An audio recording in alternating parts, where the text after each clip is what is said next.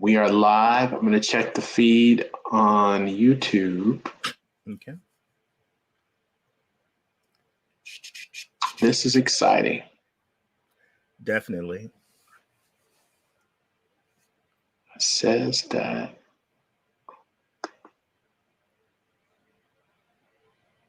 we got crypto red dad, blue dad. Like I said, bear with me.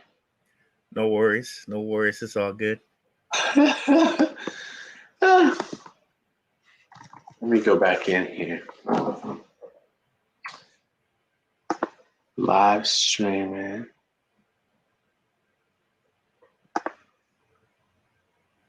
Go in here. While you doing that, I'm going to get up some things I'll possibly want to share.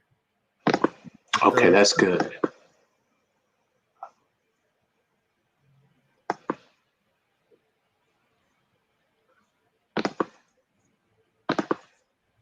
Man, I can't help myself. I always have like 85 tabs open. I'm the same way. Let's see. All right, let me just. Uh-oh. Let's see here. Right now, streaming software.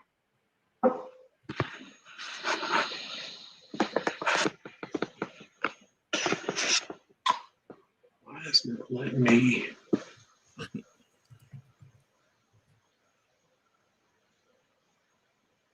Pick time.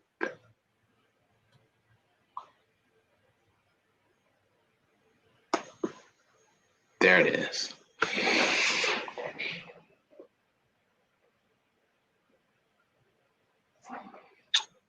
Let's see. Hey, red dad, blue dad. Oh, okay. You can see it on the, there's Underdog. You see it on YouTube? Hey, gentlemen, how are you doing?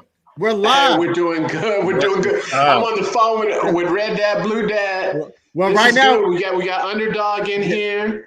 You're live streaming. We're live streaming right now. We're live streaming. Good. We're live streaming. I got the confirmation. We're here. Thank you, Red Dad. All right. I'm loving it. We live, boys. We're live. We're here. My name's Mfon Akpan. They call me the professor. I am a professor, assistant professor of accounting at Methodist University, and we've got Blackrue here, Blackrue Investing. We've got UnderdogCrypto. We've got part of the CIC here. Let's just start. Blackrue Investing, can you introduce yourself and UnderdogCrypto? Can you tell us about that? And we'll get this conversation started about the metaverse. My name is Ruel Black, better known as Blackrue Investing. I'm a Michigan State grad, born in Detroit.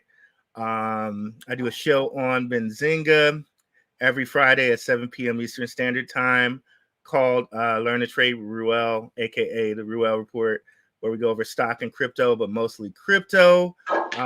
I really think the biggest advantage right now for anyone who's investing is in the crypto space, because you can get quantity, you can get really, really, really valuable assets for under $1 a share, whereas that opportunity does not exist in the stock market like that. So, yeah, I'm here with these fellas, and we're like of mind of helping people succeed. That's what we're about here, man. Awesome. And Underdog, can you give us a little bit? Gentlemen, thank you, and everyone, thank you for letting me be here today. I'm honored. I'm here with the Professor Blackrue Investing. My name is UnderdogCrypto. I'm a digital forensic scientist. I'm also a technology lover, and I'm here today to talk with these fellow gentlemen about this thing that we called how to get wealth in this crazy thing that we call the wealth war by Red Dad, Blue Dad. So I'm here just to have a conversation with these gentlemen. Thanks for allowing me to be here today, Mr. Mfon. Oh man, this it's a guy. pleasure. It's a pleasure. Go ahead. Well, This guy right here, Underdog Crypto, too humble. Can't let him just bow out like that. He set this whole thing up. He got all these unique individuals together. He is a connector of humans, good humans. Love you, Jay. Great guy, man. yeah, that's true. Making things happen. We've got Crypto Red Dad, Blue Dad as well, another member of the team. He's there in the chat, but that is true. Really connecting, bringing together some really great minds to share. And what I think is very important is that it's giving. It's here to give information, which is really it's sweat equity in this space. And I think today's conversation is important. We hear a lot about the metaverse, and it's important. You're going to get different takes on it, different angles on it, which what I'm hoping, it gets wheels turning. It gets you to start to thinking, and it gets you into diving deeper into it and looking into it for yourself. So it gets you excited about, like Derek is there. He's excited for this. So let's start. Blackrue Investing. Can you tell us what is your take, some key points on the metaverse? What do you have for us? The key thing about the metaverse is a lot of people like older than us, what they miss is that our children have already been started on this metaverse. So really the buying power that they're looking to recognize and really capitalize on is from about like 28 to like 12. That's the power that's the buying power they're really looking to capitalize on. And it's going to be here way quicker than we all think. They started it with the Minecrafts and the Fortnites, and to a lesser extent, like the Call of Duties and all of this. All of these are metaverses, and our kids are kind of used to it. And when they figured out our kids were willing to buy skins to just decorate their character and make them look better, not for like any type of game stats or to win. They were willing to just go and buy things to make their character look better. That opened up a whole new realm of purchase power in a virtual space. So now you can have multiple virtual worlds to create any type of reality you want, and you can sell there. You can sell, and it just breaks off into so many different arches, because okay, now you can actually be like, okay, I like how this looks on my avatar, so maybe I can offer a package deal where we actually deliver you this stuff in real life, where you actually got companies set up on the metaverse where like they're trying to market to companies like H&M, Nike, like real life companies. So you're going to have dudes wearing Nikes in the virtual space that they're also going to be buying in real life. So this is something that's real, and it falls right in line with what's going on in the world as far as like Rona and different things like that. A lot of people are going to be indoors with a lot of stuff and time and things on their hands with stuff to do. And the metaverse is going to be something that they're going to do.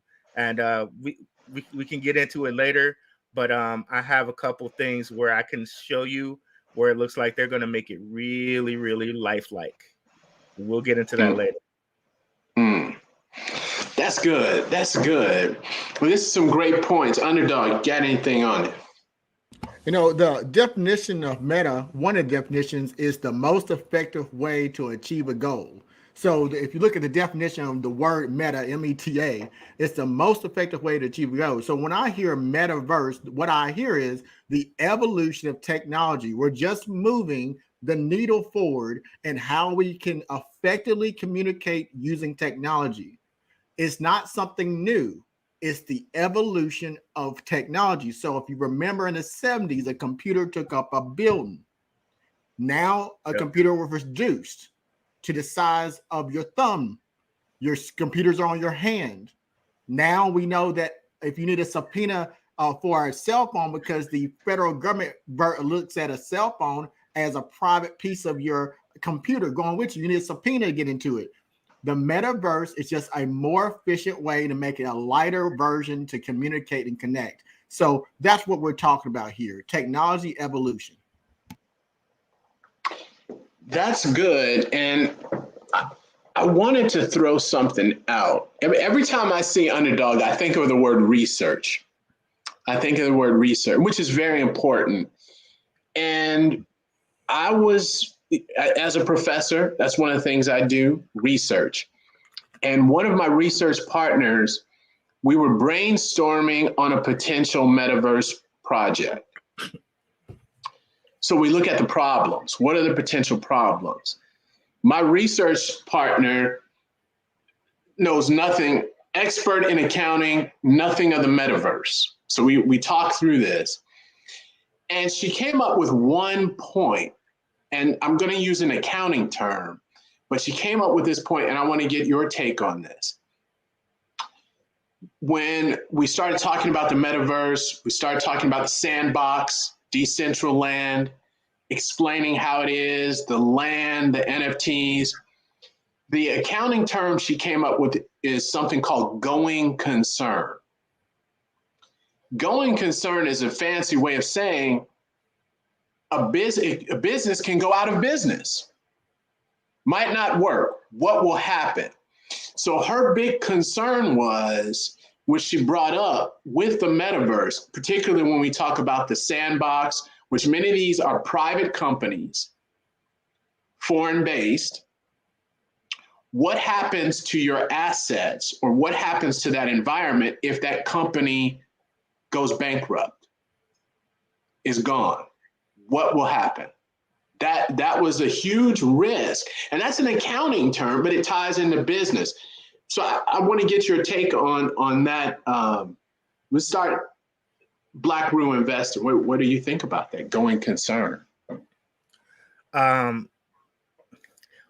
I think that gets back again to what I was saying earlier. I think they're really trying to get this on the ground for our children, and they're trying to encompass their buying power. So that's where I think a lot of the opportunity there is missed. And what's going to happen, in my opinion, is it's going to get really, really out of control. Not out of control as in like a bad thing, but there's so much freedom into what a world you can create looks like and can be, that there are some things that I can see if you're a religious person that could be really sinful with that. But I think it's really marketed towards our children.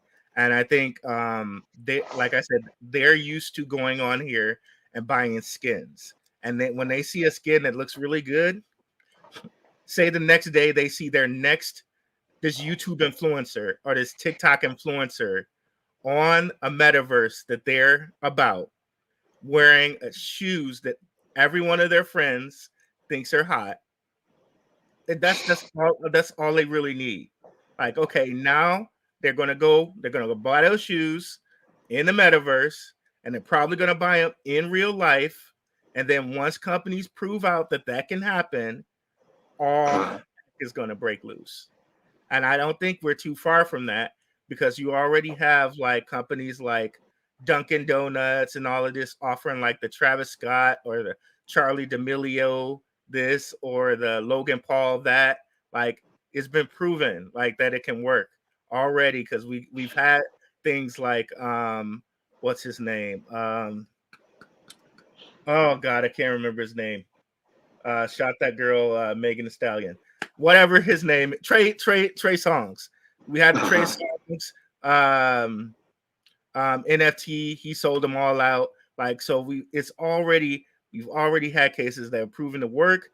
So I don't think that it's a deal where they have to worry about going out of business. It's just how they roll it out and how they market it. If they market it in a 21st century way where they're going through TikTok and TikTok influencers, I think they'll be fine. Okay. So Underdog, what are your thoughts? All right. So you know, part of this collaboration is we don't always have the same opinion. I think it's good. We should have difference and divergence of opinions. I think that there is a probability that if these technology companies will go out of business because that's how the economy works. Every business has to have a strategy, and as investors and traders, we have to take the same amount of effort to look into that business overall totality to see if it has the foundations for success. For example, it doesn't matter if it has the greatest technology in the world. If there's a lot of embezzlement and fraud within the company, it will go out of business. You will lose money. So I think that the technology is more what Rue is saying. The technology is sound, but I also think you should and you must look at the companies that utilize and leverage that technology for their products to make sure that you don't find yourself investing in a project that could make you lose money. I'm going to give you one quick example, Professor, if that's okay. Yeah. I was looking at Michael J. Saylor. He's the CEO of MicroStrategy. Now, he, if you read about him, basically they provide business intelligence, mobile software, and cloud-based services. Now, he's a big proponent of Bitcoin. Now, I'm not a big proponent of Bitcoin. I'll say it right here. People can hate it all you want to. Bitcoin does 7 transactions per hour. UnderdogCrypto will not invest in a company or a project that only does 7 transactions per hour. It makes no sense to me. It's outdated. It has no use other than the hype of it.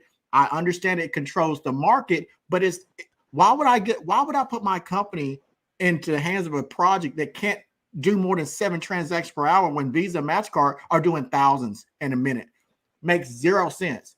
But he pushes Bitcoin, and this is his thought, and I agree with some of it. He said in an interview, he stated that when people buy Bitcoin, this is a part I disagree with, they're buying real estate that's going to be here for long periods of time. People will build off of Bitcoin. When people buy altcoins, they're buying into a technology company which can go in and out of business. Which one would you rather have? This is his quote. Would you rather buy the real estate or would you rather buy the business that leases from the real estate? Under his particular purview of that, he thinks that the real estate is the most valuable thing. So holding Bitcoin is the most valuable. See, I differ with that. I would personally, as an investor, invest in sound technology than to base all my eggs on a technology that already has competitors like Polygon, Matic, Zilliqa. I can Ethereum. I can tell you multiple companies or projects that can wipe Bitcoin off the block. Bitcoin was first, but it doesn't mean it needs to stay here. So I don't really believe that we should not consider looking at the projects as they can't ever go wrong and go out of business. I can list you many projects that have went out of business since 2017 in this space. So they had good technology, but the market still is the market. That was a good point, and it was a great analogy with the real estate. My question, and this goes out to everyone, and then we'll go to there's a question in the chat. So when we talk about the metaverse, we have these whole environments, right? So we got the NFT portion, we got the whole environment, and we've got the currency. So in the case of the sandbox, we've got sand, the central land, we've got mana.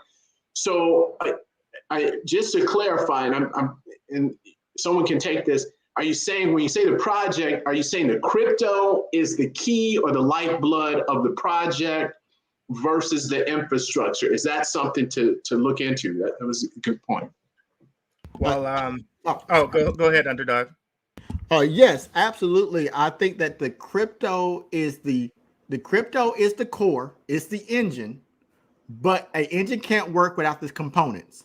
So if the project that builds around the engine has problems, then you go into your colleague who said, they worry about these businesses failing. The business can fail, yet the technology is still sound.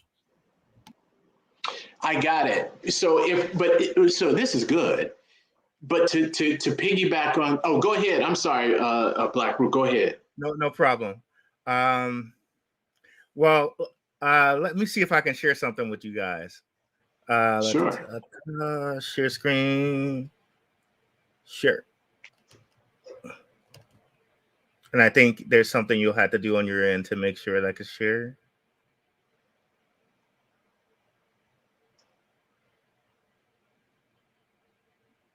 Professor?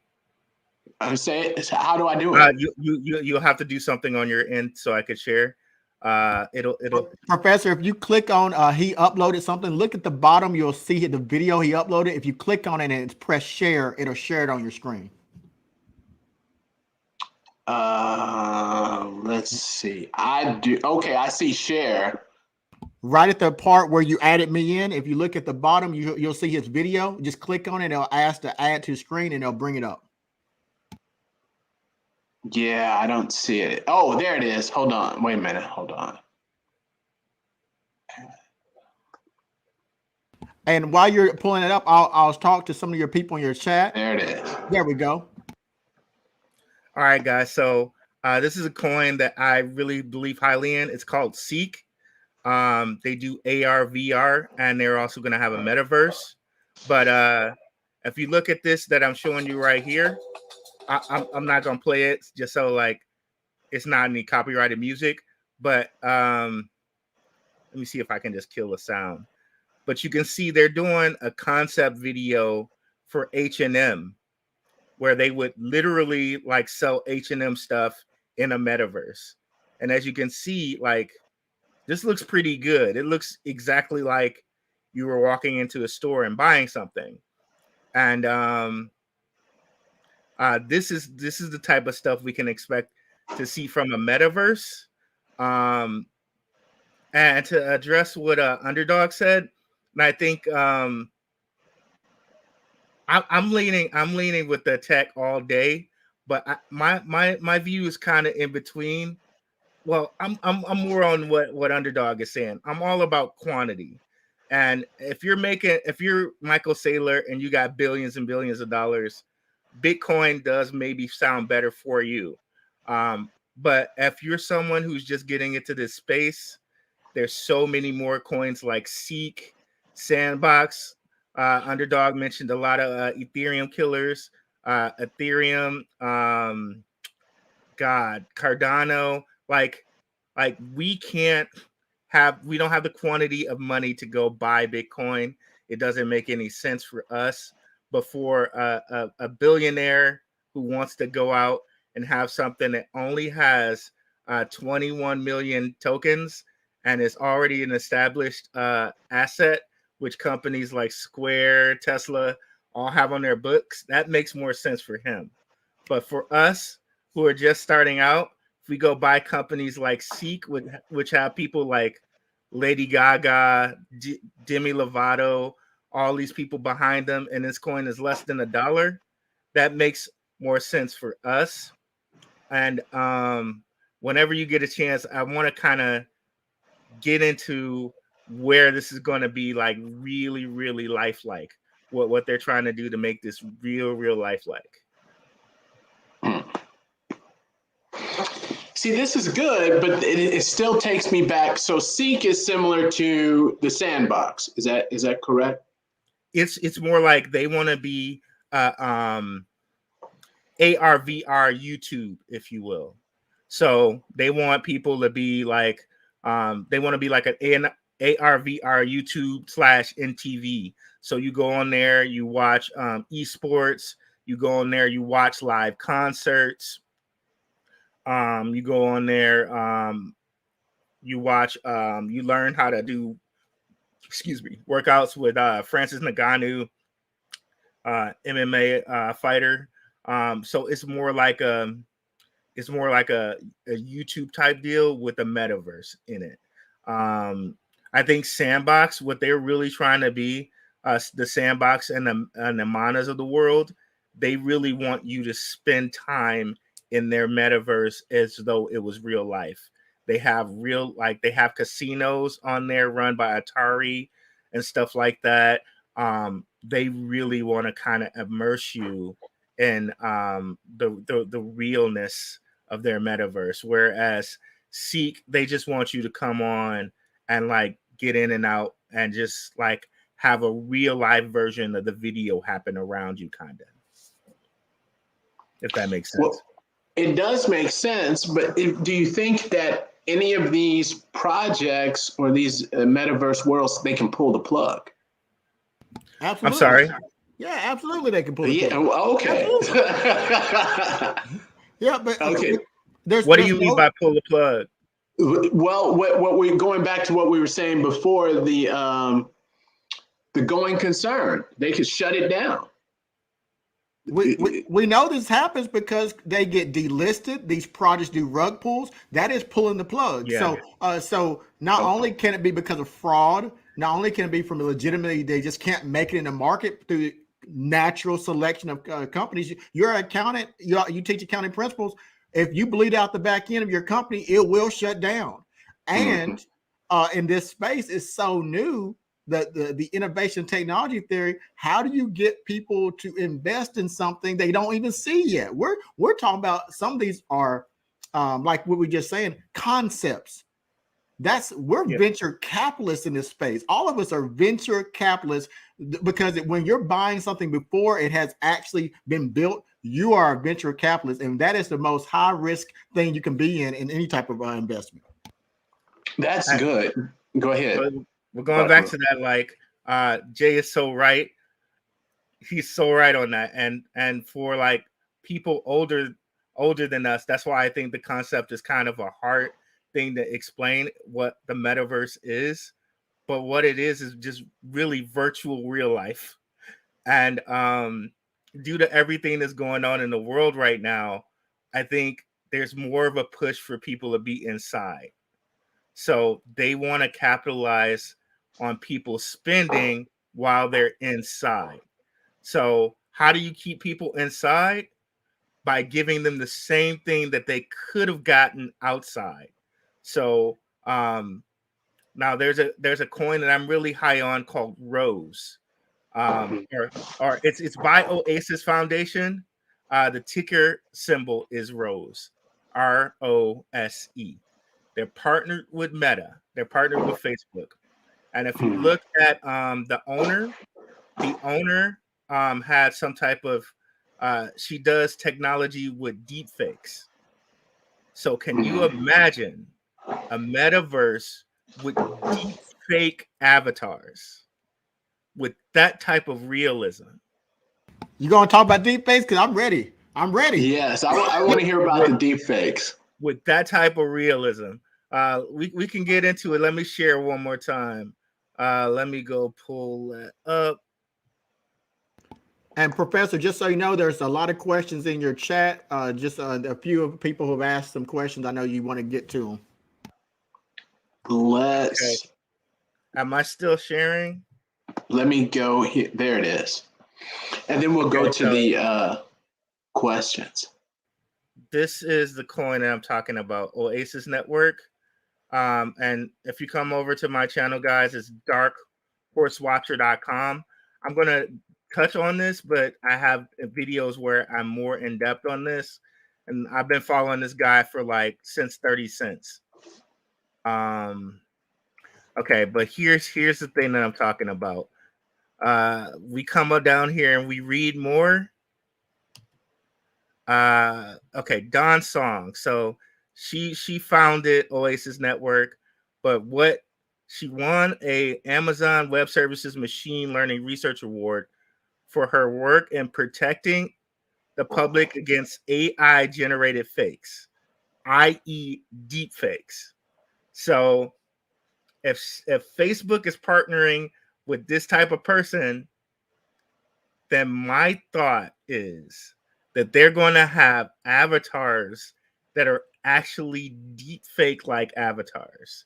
Do you imagine the amount of realism it puts on that type of world if you're in it? Now, like we already know that we have people, like a lot of people, that spend over 4 hours playing video games already. Like, they have all these stats, they have all these statistics. Now put them into a world where they're literally kind of real life feeling it with a deep fake avatar who they could literally be anyone that they wanted to. Oh my God. The realism and the staying power of that world, to me, makes it very, very tempting. Very, very tempting. So it sounds like the deep fake, the avatar is important. It's an important in the development of the metaverse. Am I getting that correct? I believe so. What about, there's a platform called Spatial. I don't, are you familiar with Spatial? It is straightforward. They scan you, they do a scan, and you have a similar to the Meta avatar. It's your upper body, and it's got your face on there. Will this be similar to that type of scanning and impression, or is this a totally different level of avatar and engagement? Go ahead, Underdog. I see. I'm biting at the bit over here. This has been my area, especially. Just released a co-authored a report that went out to all federal agencies, including Congress, about this subject right here: deepfakes. There we go. Let's hear about it. and on the things that we can talk on low level, let's just touch on it, because this is a Professor Akpan and Blackrue. I don't want to take up all the time, but here's the thing. Why are deepfakes? I'm gonna give you the low level. There's 4 different types of deepfakes if I was to generalize it. There's the lip sync deepfake, where I can make you think about Jordan Peele and President Obama. That was 4 or 5 years ago. He came on and he acted like he was President Obama.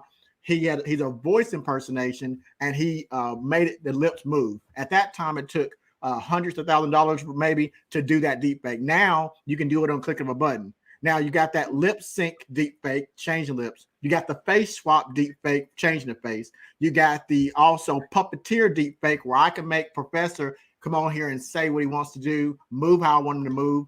And then you also have a hybrid of all of them. Here's the problem. Like, for example, audio. I need 10 seconds of your audio, and I can get your voice. The problem is the nefarious ways it can be used. See, movie and Hollywood would love this type of technology. Now, what's the problem with that? What if I said I'm Professor Akpan? What if I want to blackmail Professor Akpan? I could do it right now. I got his video. I got his voice. I could put his face on. I could put a tie on. I can get someone who has a similar body appearance, and I can say something that would get him fired.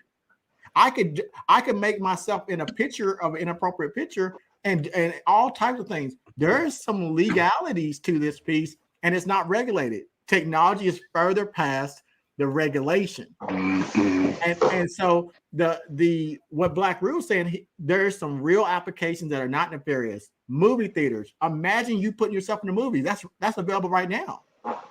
They already got an app. They came out with that 2 years ago. I can put myself in a movie as the favorite character, and it can sound like me and look like me. But what happens to intellectual property? I can, like, we got Indigo Saint in there tonight. I've been in the music industry for a while. Indigo Saint is a creator. He's an artist, one of the best. In fact, he don't even know this, but something went down tonight, and I told y'all that y'all need to pay attention to Indigo Saint. After this is over with, he's going live, folks. He's going live, but that's another thing. But let's say all right, Indigo. He'll be participating in something, but I won't let it go tonight. But it's huge, and he is huge. Congratulations. But let's say I'm not Indigo Saint. I don't have the talent of Indigo Saint. I can steal his sound. I can steal his voice, and I can purport that this is mine and change the words and make a #1 hit. It's already available. So the problem, as I'm excited about the technology, Blackrue is talking about the good part, but there is some issues as we move forward in the space. A lot of legalities and moral and ethical things we have to consider as we move forward. And the governments and the local governments and people, we're not even touching how behind we are in this. Jay, Underdog, yeah, you came right at it, brother. That's exactly what I was talking about with this whole sinful thing. Like, then imagine somebody taking our voices and our faces and putting it like we're robbing something. Or imagine somebody taking our voices and our faces and having us like maybe do something sexually inappropriate. Like, like it opens up so many of those type of sinful things that could happen. And that is definitely something that's really, really going to have to be guarded against with these deep fakes. And I know that Facebook might be looking at it as, okay, this is a hyper type of realism where we can keep people in our world longer, but it's going to be something that's really, really, really going to need to be guarded against. Because who's to say that someone can't take my phone and make it look like I'm in a different area, deep fake me, and then have me in some huge trouble? Well, not to say, who can't say, it's available right now with very low tools. We saw the Nancy Pelosi aspect a few years ago. That was a cheap fake where they slowed down her speech and made her look like she was intoxicated. That wasn't even using artificial intelligence. That was just editing. But it got the conversation going of the reality. I'm talking about human trafficking. See, if you can change the face of a person that they're looking for with facial recognition, it won't capture you. I'm talking about the Innocence Project. 70% of wrongful identification of African-American men were through an eyewitness testimony. And now these deepfake technologies are not created to look at minorities because our skin tone throws off some aspects of this facial recognition. So what about just setting people up who are already in a marginalized society, and this technology can be used to further marginalize and to target individuals in certain. There's so much to this, but anyway, that's not this platform for today. I just want to bring it up. No, that's important. It is very important, but there's one thing: where there's a problem, there's the opportunity. So, what is the opportunity or the solution? What do we see as the solution to this? To not necessarily to either eliminate or what they call mitigate it. And then I'm going to go to the chat. I didn't forget about you guys in the chat. I'm so sorry. I think the opportunity there to mitigate that is going to be NFTs. And I think what many people are going to opt to do is to hide their identity via these NFTs. And you see it now, how people on Twitter have these bored apes or something else representing themselves besides their own face. So I think many people are going to get into these worlds, and they're going to be representing themselves by an NFT rather than their own face. And before you go to chat, what's the mitigation? One of the things I'm doing when I said I was launching my my company, I've already created a company I'm launching. It's going to be training people. Knowledge is the very first avenue to overcome this. And you can change all we want to. What Blackrue is talking about is about, hey, if I make my digital footprint less available, that's great. Yeah. Problem is, by the time you've reached 24, your digital footprint is on the old web and it's not going anywhere. So I can still, like the 10-year challenge. How many people participate in the 10-year challenge? I can tell you many on Facebook. The problem is cyber criminals and state actors use these 10-year challenges to get your identity. TikTok, you heard about that years ago. TikTok was already targeted, said that TikTok was one of these companies that were using the information as a state actor. You know what people said? We don't care if state actors are using our information. See, we're so desensitized to our own data. We just don't care anymore. But part of that piece, Professor, you asked, what's the opportunity? Well, the opportunity from a cyber investigation standpoint, educate people. See, we have to start learning now the cost and value of our data. And then someone has to teach those people. So that's an opportunity cost there. So I see a big shift if individuals are going to get in this lane. I've been doing this for 20 years, but digital forensics, multimedia forensics, someone has to be the expert to know how to determine, detect, and mitigate these circumstances for companies. Right now, it's just a handful of people like myself who can actually help you with that. Other than that, who's doing the work? And let me add to that very quick. So I just want to say that there is a money making piece to this, as far as like, you know, being a part of the metaverse and like investing in the coins and stuff like that. But Jay, Underdog, you make a really good point. We really have to know that what we're going to put out on this metaverse can be something that can be our likeness, our voice, our faces, and they can be used for nefarious reasons. So it's very important that you make that you bring out that point, so that people know, because this is a day that we just give away our data, and because we're not aware, or maybe we're a little like, and people don't like this word naive, and I mean naive in the nicest way, and that like we're nice people and we don't even contemplate how people could damage us with our own stuff. Well, you brought up a great point when you mentioned NFTs, and you said something about the Bored Ape. I was reading a Bored Ape Club. I was reading something, and I was reading that there's a concern about theft of NFTs. So you mentioned, Jay's smiling, theft of NFTs, because you mentioned Bored Ape, and that made me think some of these NFTs are worth $100,000, $200,000, and people have access to them on their phone. And there's I guess you could say it's a growing concern of theft, where someone they figure out, like you mentioned, someone has their face as their Bored Ape NFT. So now someone knows that you have it. They come and get you and force you to transfer your $200,000, $100,000, $10,000 NFT to their wallet, and then it's gone.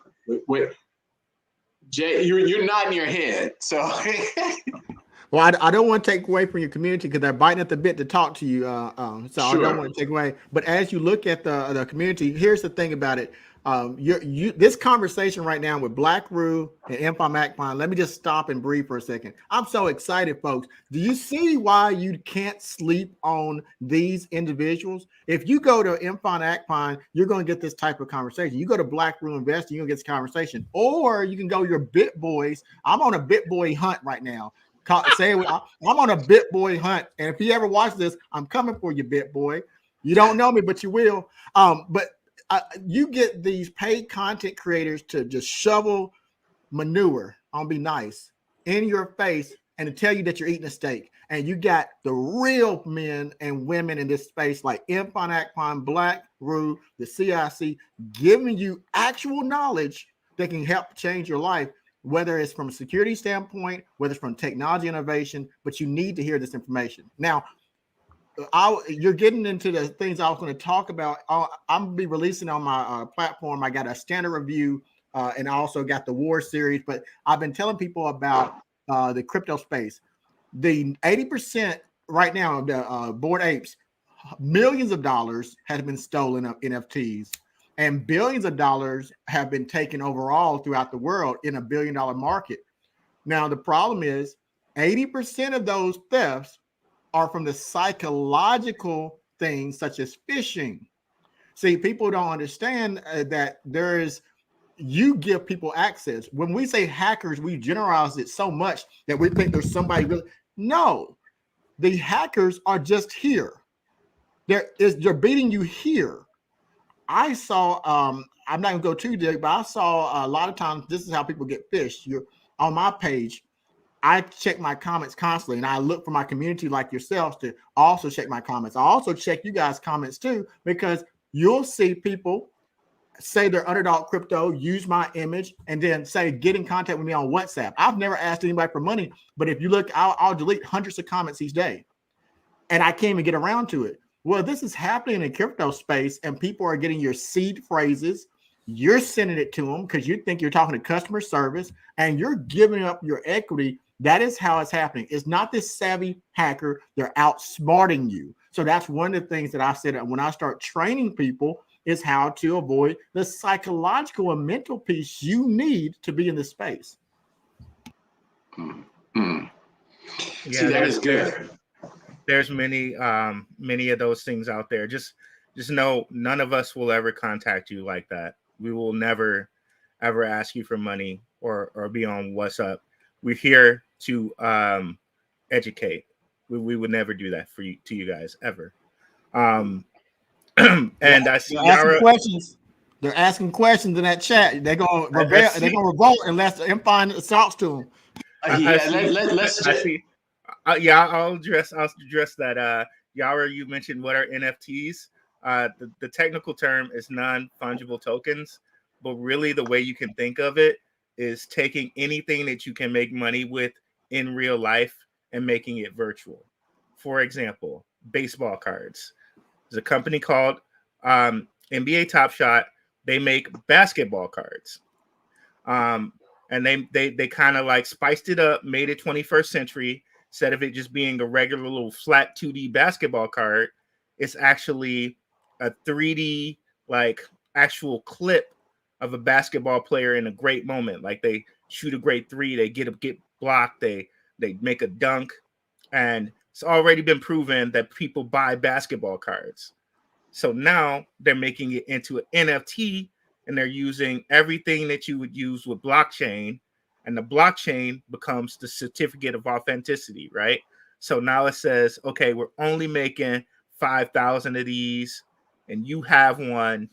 And now, since the blockchain recorded that you had it and you're at this address, is yours. So it doesn't matter if somebody else is going to bring this clip up. They don't have the certificate of authenticity. They don't have it locked up in their wallet, so they don't own it. You own it. So that's that basketball card piece right there. And when you go into these Bored Apes and CryptoPunks, you got stuff like digital art. So now it's like a Picasso. And it's already been proven where people will go out and they'll buy these Van Goghs, Da Vinci's, Frida Kahlo's. Like we know that people will buy great art. Now we're just bringing it over to a virtual space. So that's the only thing that NFT is taking something in physical form, bringing it over to a virtual space that we've already proven can make money. For example, also like music, like that's Opulus. We went over a project called Opulus, and Opulus is a little difficult to understand because it's not the music itself; it's the right to earn the money from the music.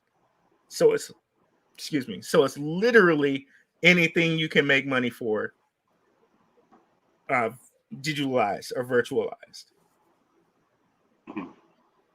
That was good. And to add to that, when you think about the metaverse, you have these NFTs that are land. So when we talked about the two of the platforms, we talked about the sandbox and we talked about Decentraland. You can actually buy land, which is an NFT, Buy land, you own that land. You can even lease the land. You can lease it. So someone can put a game on your space, charge people to play that game. So there's different layers to it and complexities as we get into different mediums with these NFTs. With the NFTs, that was a good point. And there's a project. Go ahead. On that land piece, Boy Underdog did a really great video on Ape NFT. We already have it showing up right now in places like Ape NFT, Sandbox, Decentraland, where people are doing virtual art shows. So people will go in there and they'll look and they'll go see Bored Apes, different pieces of art that people own, and they'll do art shows for all of their NFT art. So we already have a growing underground of that taking off right now. And we even had, I believe it was Sandbox. They did something where they had a party with Snoop Dogg in the metaverse. So it's like the marketers are finally understanding, okay, if we get these influencers in here, now we have, we have a fan base, a already knowledgeable fan base that we can bring over and convert. So they're getting really savvy in the way that they're doing this, and it's really starting to pick up. And a professor, just so you know, your community are asking us several questions in the comments. Okay, well, let's back up a little bit. Ernster, he asked, what about the Lightning Network? If somebody can take that. Ernster asked about Ernster86. I'll go after you, Underdog. Go ahead. And I'll be very limited. I just want I know you need to get to the questions. I don't have anything to comment. Okay. The Lightning Network is basically how they're upgrading Bitcoin in order to have Bitcoin do DeFi. So if you guys want to come over to my channel and if you're not sure what DeFi is, I have a video called Crypto, What Is It Really? And my channel, of course, is Dark Horse, like a neigh, like a horse, darkhorsewatcher.com, darkhorsewatcher.com. But DeFi is basically banking decentralized. So instead of having like 85 middlemen, like if we're doing a transaction, like say if I was buying a professor's house, then like his bank has to clear, my bank has to clear. And then if we have loan officers, their banks have to clear. So it becomes like all these different middlemen in between us. Whereas with DeFi, you take all that away. And it's basically almost like me and you doing the transaction, but we're just throwing it through that crypto coin or whatever. So it makes the rates, the borrowing and lending rates way better for us. And then when you stake, it makes the interest rates way better for you. So now they're trying to bring this over to Bitcoin via the Lightning Network, because you got all these big Bitcoin honks like Underdog was talking about, like Michael Saylor, Elon Musk, Chamath Palihapitiya. You got all these big Bitcoin honks. So they want to see Bitcoin get in on this action too.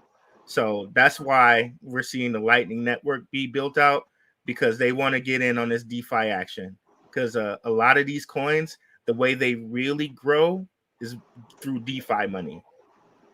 That's how they grow. That was good.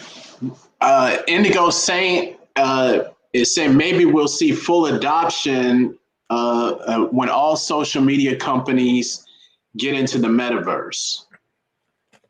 That's a good one. He talks about it's going to be great for the younger generation because we're always on our phones. Yes. So that's it right there. That's it right there. Indigo, you got it. Like that's the essence of what I'm saying too. Because like they got the little ones on TikTok right now. TikTok right now is pretty much its own little metaverse.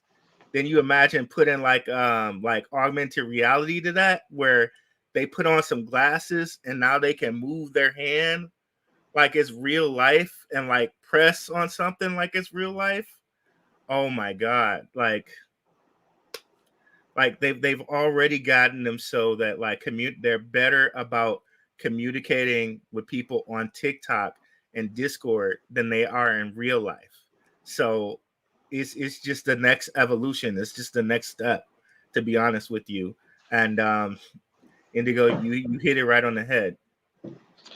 I think Indigo made a great point, and I believe that thesis is true. However, I think that many of us are, I'll just say we're sleeping on Microsoft.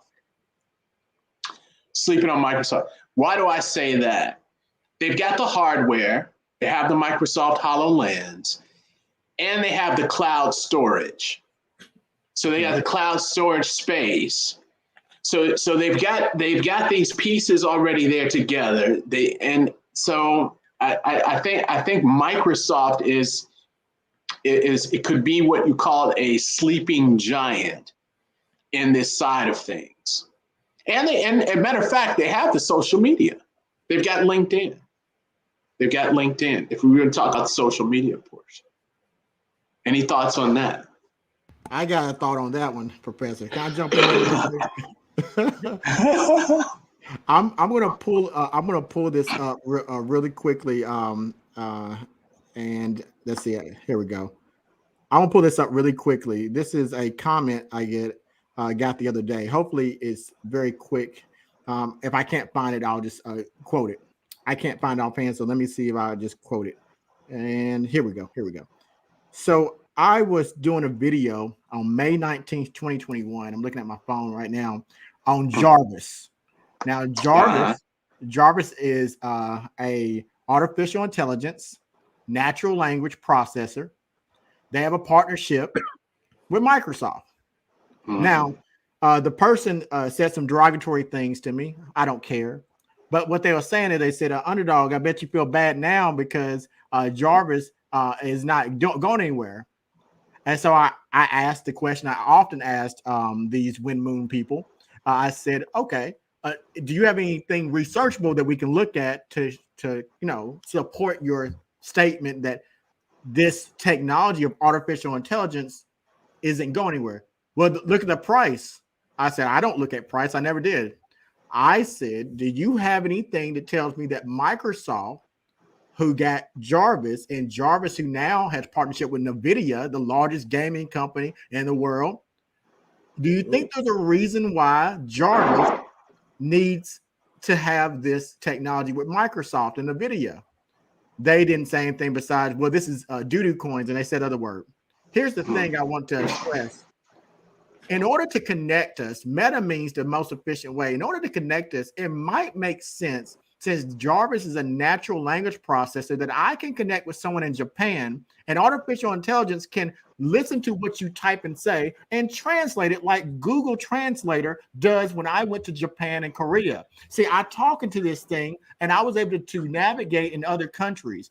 See, people understand this metaverse is about connectivity. So while they're focused on their price action, they forget that artificial intelligence is a technology that Microsoft wants to be in business with, and so does NVIDIA, because they, just like Hedera, are connecting people.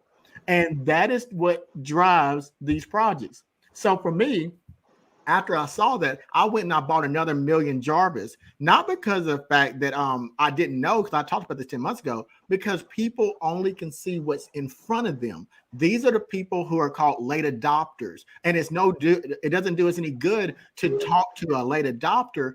In this group, the people we're connected right now, we're innovators. We're innovative thinkers. See, these individuals will always stunt growth for themselves, but they get left behind. So when you said Microsoft, they are already ahead and making moves for the metaverse, because Jarvis is one of the only and few artificial intelligence, deepfake is artificial intelligence, companies that's already well suited to connect people no matter where you are in the world.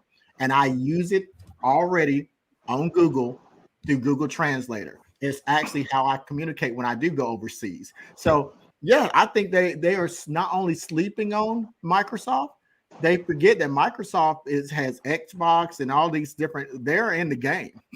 They've always been in the game.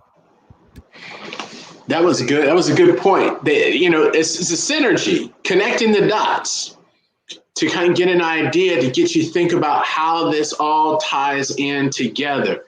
Indigo Saint made a good point. I could see how those dots connect. We talk about Microsoft. One of Microsoft's big competitors is a company in New York called Vuzix. So you can take a look at they make these the glasses. Reality glasses. Yeah, and they partnered with Verizon, and they're on the medical side, use case side, where they one of their use cases is to have these 5G ambulances where the EMTs, they have the Vuzix glasses, these AR glasses in the ambulance, so a doctor can see what's going on and start treating the patient in the ambulance before they get to the hospital. So, but they come at a different price point as the HoloLens, right? So, but a different use case. So these things are there, and these are good points to see how, like Jay was saying, you gotta think about it and look at ways of connecting the dots, because the way the thing is going to be 5 years from now, really 2 years from now, 1 year from now, it's not going to be the same. We may think of it today, but these pieces are going to kind of fold together and meld together as we move forward. So it's good to do the research, understand the environment. And another good point, you won't be taken by surprise when you say, oh, Microsoft is in the metaverse. Well, okay.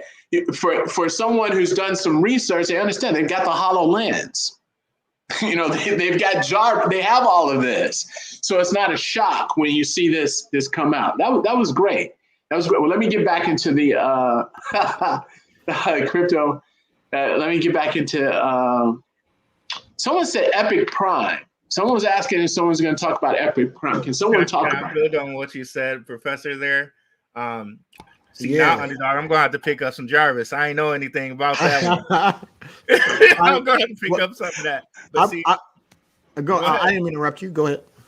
So it's just like the professor was saying, and I wasn't even thinking about, like, now we're hooking all of these pieces together, right? Language, like, that's a huge barrier, right? Now you have Jarvis there. You can speak whatever language you want in there. It'll just translate it. Boom, easy, right? So, and then the professor mentioned, okay, Vuzix, and that was a stock I was in on, like, under $1, by the way. Love that. But you got those augmented reality glasses, and then Facebook has Oculus. They make the VR headsets. So you got all of that stuff coming together. Like, these moving pieces, you guys got to understand, these things have been in the works for like 10 years. Facebook has owned Oculus for like 10 years.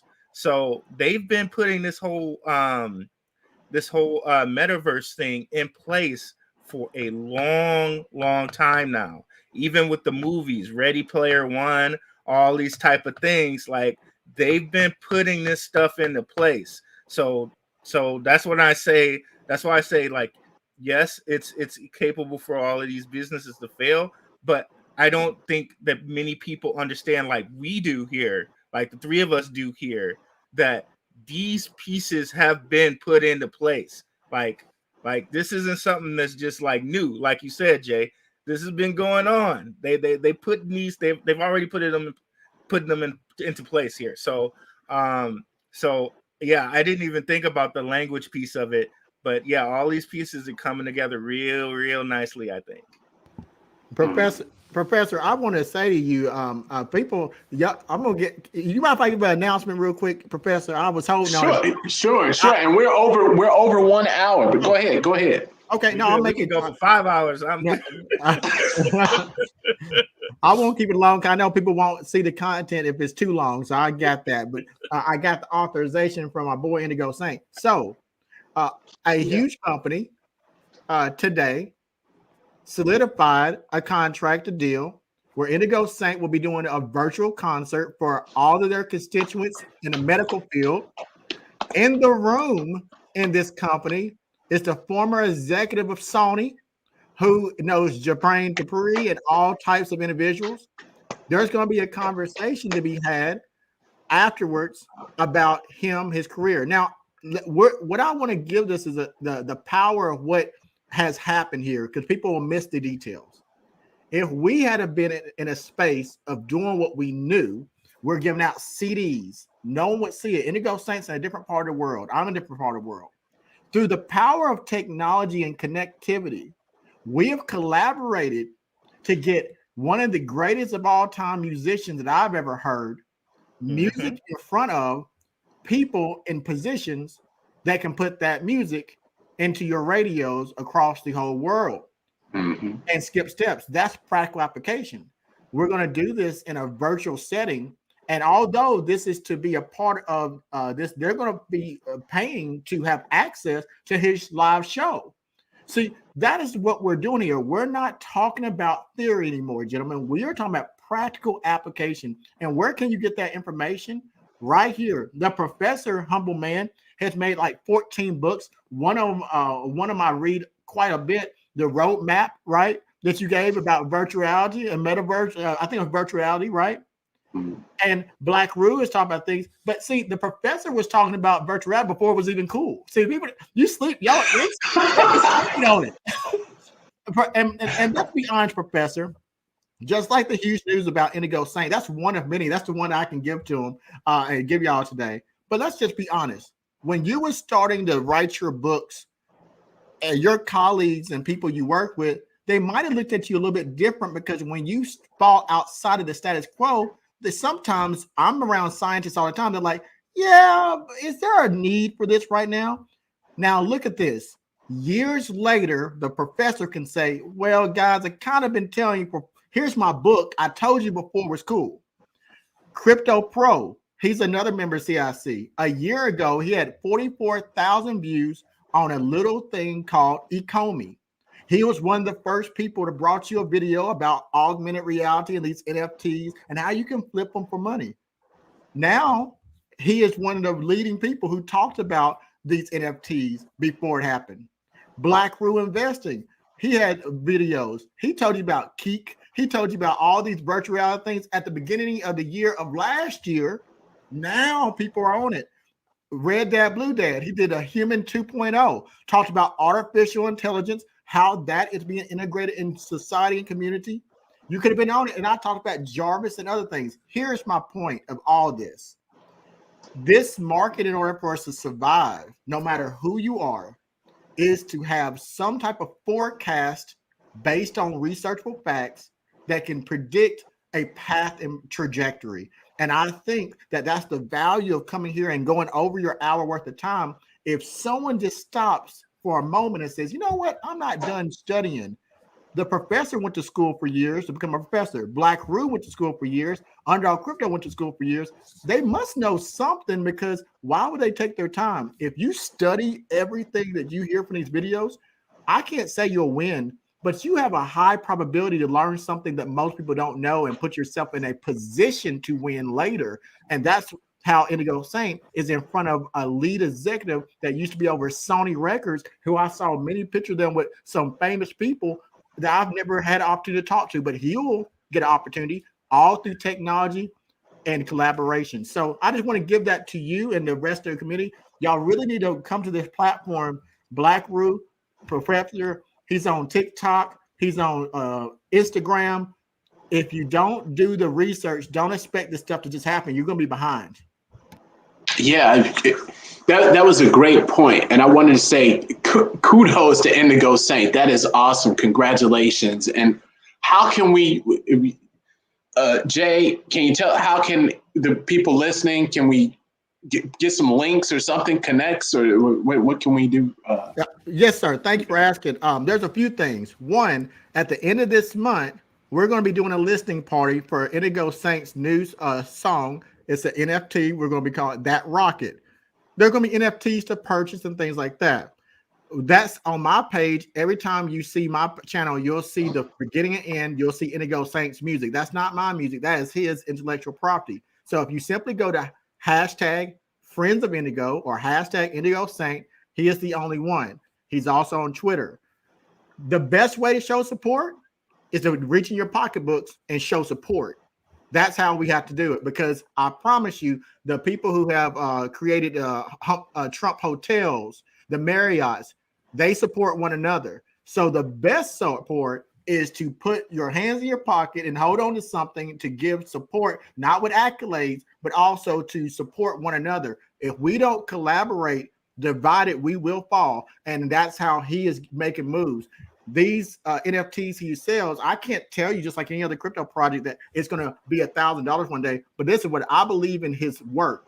So I believe if you hold one of these NFTs, his first NFT, music song, and a video, and everything happens, I would like to have Jay-Z's work his first song before he became Jay-Z we know. That's all I'm saying. It's speculation, but I look at it the same way. His music is now being integrated in crypto space. That is my space that I love, that we all here for. And Oculus will give people opportunity to get copyrights, percentages. You talk about fractional NFTs, Professor. You understand the power of owning a percentage of something that can give you a royalty check for the rest of your natural life. So there's not too many spaces that we can take control of the market. But here's the thing. Hypothetically, if I bought 10 songs from Indigo Saint, and those songs cost me, let's say $50. I don't know what they cost. And I hold on to those 10 songs. And in a few years, 2 years, 3 years, he hits the #1 charts, or those songs hit the #1 charts. And there was a limited amount of those songs sold to you for $50. You're the only holder of that NFT song. It's unique to you. It cost you $50, but you held it for 3 years, and it came out to be more. I'm going to ask you the question. How much does Spotify give you back after 3 years?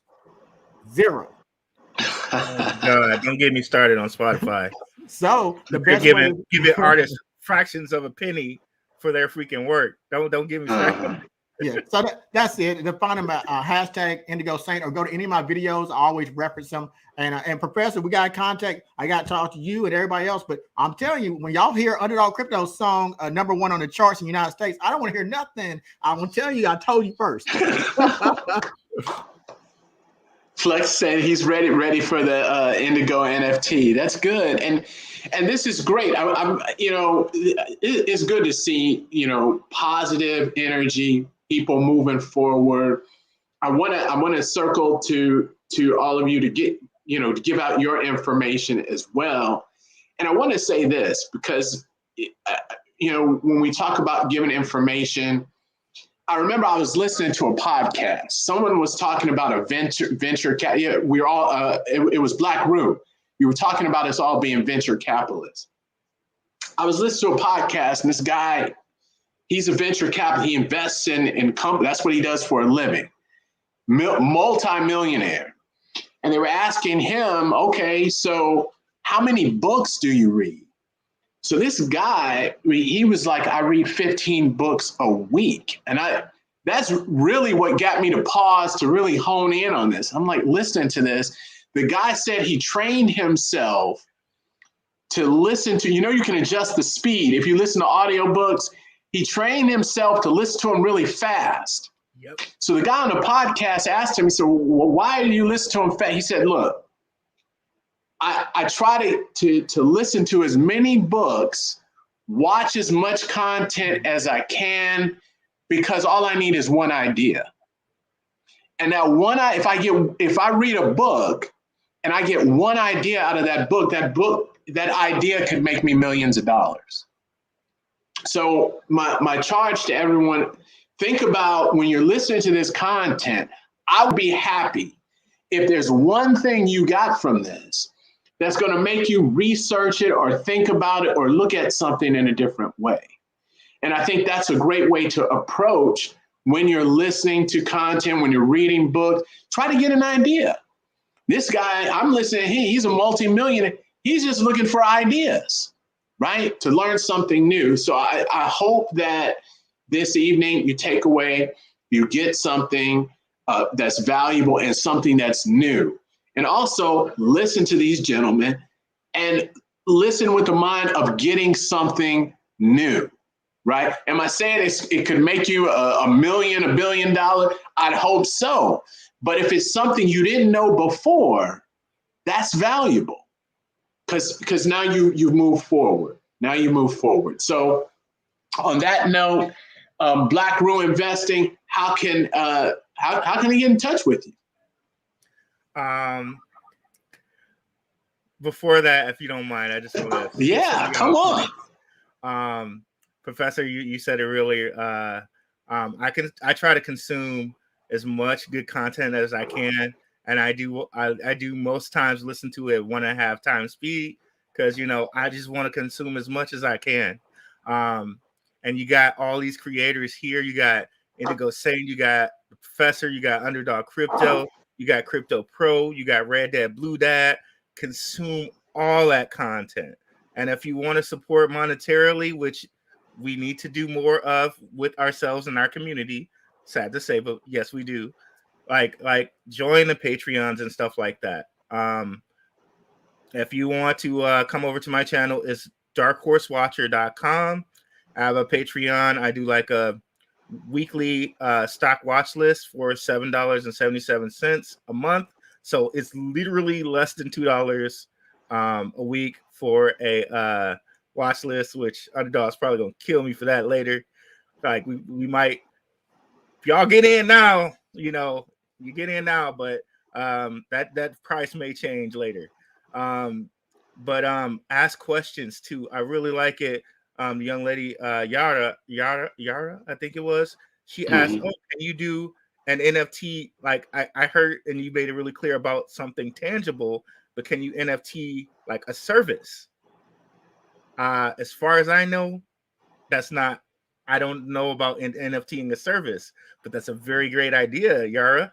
NFT is service. Maybe that's a brand new thing that you can bring to the NFT space. Maybe it's out there somewhere. Maybe one of these guys knows if it's out there somewhere.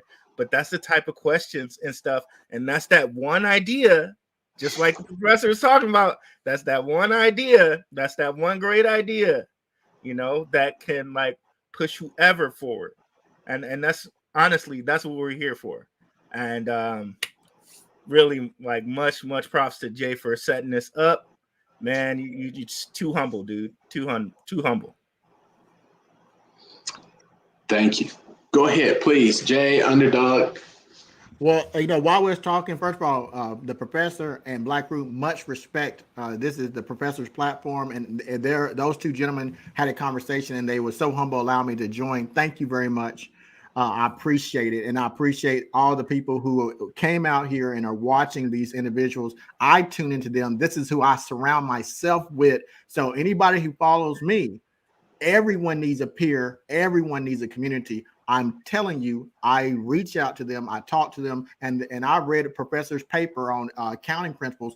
Not an accountant, but I read it because there was information I thought I needed to know, and I took out of it what I thought was good for me. After this is over with, on a spare moment, Red Dad, Blue Dad, and I, we're going live again. We're going to go live again. Blackrue, if you want to join there too, that's fine. But here's the thing. You can reach me at #UnderdogCrypto. I do have my platform is already created. I did 300 videos last year. Check out the videos. You got a lot to get through. But I'm starting a platform where I'll be teaching skill sets based off what the professor said when our first meeting. He believes that skill sets are the most important thing. I'm in alignment with that. I believe too. I'll be teaching cybersecurity principles. I'll teach you how to not to get scammed. I'll teach you about fraud. I'll teach you about how to determine something's real or fake. I'll teach you how to research. It's not for everybody. It's for the people who truly are trying to maintain this new evolution. I'm not here to teach you hype. I'm here to help you to move forward for the people I'm called to serve. So that's how you get in contact with me. And while you're there, if you know, I rock. I'm a loyal person. So you rock with me. You rock with these gentlemen. You rock with Indigo Saint. Take a time, look at Indigo Saint, #Friends of Indigo, Indigo Saint, and the music on my platform he created. Give him always his props. He has some things coming down. You might want to jump on this Indigo Saint train before it gets to where it goes. I know more than I can let you know. I'm telling you, you're gonna come back and you'll be crying. Why did I listen to Underdog? That's all I got, folks. This is great. Thank you so much, everyone. Make sure to tune in to Crypto Red Dad, Blue Dad. And again, thank you, Blackrue Investing. Thank you, Jay, Underdog, for stopping by. Thank you, everyone, for just the amazing, amazing questions and just engagement. It's been great. You want to reach out, make sure you can follow me, Mfon, Akpan, TikTok, Instagram. We're here on YouTube as well. You can always send me a message. I'm always happy to help. So if you have any questions, you want to reach out, you want to talk about something, you have questions about something, I'm happy to do my best to answer those questions. I'm surrounded by some brilliant, brilliant gentlemen. So if I don't have an answer, I can veer you their way as well, and they're always happy to help as well. So I appreciate it. We're a little bit over, but thank you for hanging with us, and really making this fun and exciting. So thank you so much. Professor, can I challenge you with something before you go? Yes, sir. I want to put some pressure on you. I would Put it on like me. for the CIC to come together to talk Sure. about this ape NFT and this horse racing. Blackrue brought up the chicken run and horse racing last year. We all have the data out there. I would like that conversation. Can the CIC get back together, all 5 members? Can we make that happen? Yeah, when and where? All right, we'll talk about that Exactly. offline, but I would like to coordinate that. Y'all hear me saying it, so if it doesn't happen, I'd put it out there, folks. I'll put it out there. Challenge. Jay, send me a link. I'll jump in with you and Red Dad, Blue Dad. Okay, thank you, gentlemen. All right. All right. Have a good one, guys. Peace. All right. Thank you.